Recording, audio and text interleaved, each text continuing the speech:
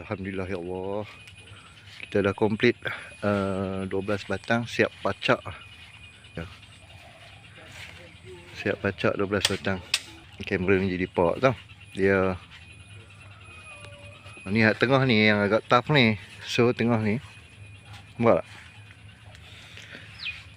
Kita belah kat atas tu sikit, biar dulu untuk sementara. So nanti sambunglah sebatang. Dah hujan nama kan. Dah masuk dah, tak apalah, alhamdulillah. So complete 12 batang. Surga. Dah complete. So ini kita balik ada planning kita nak buat ni. Dan ni kayu-kayu halang. Kayu-kayu halang, kayu ni berat sungguh.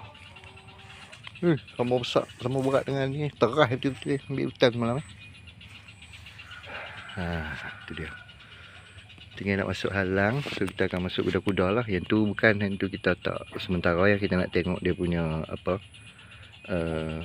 tinggi rendah dia tu, nak tak macam mana ukuran dia tu kan. So dia nanti baru kita akan naik halang besar ni. Kita nak kena kopek kulit dulu. Dan nanti bubur minyak apa semua nanti. Baru kita akan bantu cat last sekali lah. Baru dengan ubat anai-anai apa semua kan. Kalau terah ni anai memang tak akan usik lah. Sebab dia dah terah 100 tahun lah.